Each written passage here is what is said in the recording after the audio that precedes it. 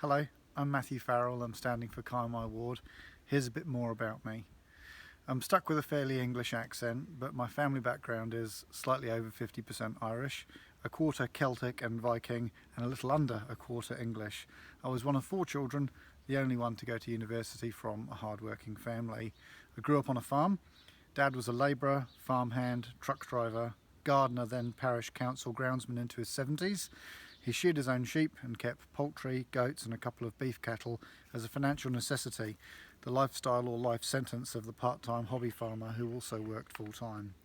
Mum worked at the hospital telephone exchange for nearly 50 years and also part-time in the staff kitchen of a large retail shop.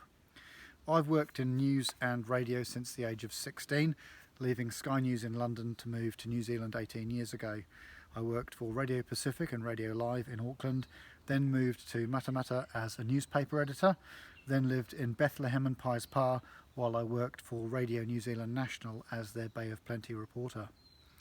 I job swapped with my wife and became a house husband for our children in Katikati briefly, then Ōmokoroa. Liz has worked for council and the Ōmokoroa Library for 11 years.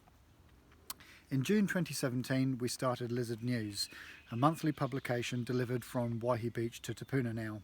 This has proven to be a popular newspaper. It has doubled in size and tripled in circulation. It's boosted community connections and awareness of local issues. It's also led to me wading into some of these concerns to push for better outcomes for the community. I was part of a large team of volunteers that held a march over the Wairoa River at Bethlehem in September 2018 to push for State Highway 2 safety and capacity improvements between Taronga and Katikati, including a second river crossing. I also wrote and spoke to the Regional Council's long-term transport plan. The protests followed 3 fatal crashes in the Western Bay that claimed 4 lives in 4 days on State 2 in Pahoia and Pukeina and State 29 in the Kaimai Range.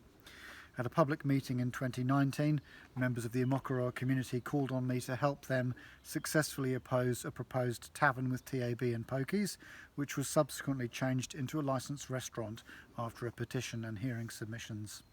Also in 2019, I organised a Neighbours' Day event at Ōmokoroa Community Church to help local volunteer organisations promote themselves, including the Fire Brigade, Community Patrol, Neighbourhood Support and environmental groups.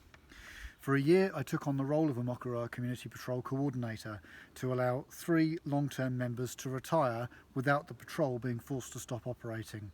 I joined the committee and played a small role in helping to obtain a new patrol vehicle. I also volunteered for the Ulysses Club of Taronga as Secretary then President and ran motorcycle social events to raise funds for St John Ambulance, the Tech Rescue Helicopter, and we donated toys to Children's Ward for Christmas in 2019 and 2021. I have submitted more recently to the Ōmokoroa Community Board on topics ranging from the need for a community centre and youth projects, the use of the old pavilion building, and the state of footpaths and vegetation control in the Kaimai Views subdivision. In the past couple of weeks, I've contacted police to ask what needs to be done to get a full-time officer based in Ōmokoroa to tackle rising crime and antisocial behaviour. Some people have a low opinion of council, some people don't know or understand the options the council faces or the lack of choice the council has in some cases, despite the best efforts of staff to organise meetings, advertise, print flyers, structure websites, offer iPad polls in council offices as part of any consultation. Council just isn't sexy. So apathy rules, some people are uninformed, and some take to Facebook to react and complain rather than helping with input. That leads to decisions incorporating the views of the noisy few rather than the broader community. So vote, take part in the chats, and help your council help you. And a reminder, facebook.com/votefarrell is where you'll find my opinions on hot topics and policy statements in a range of areas. I stand for community and common sense. Thank you very much.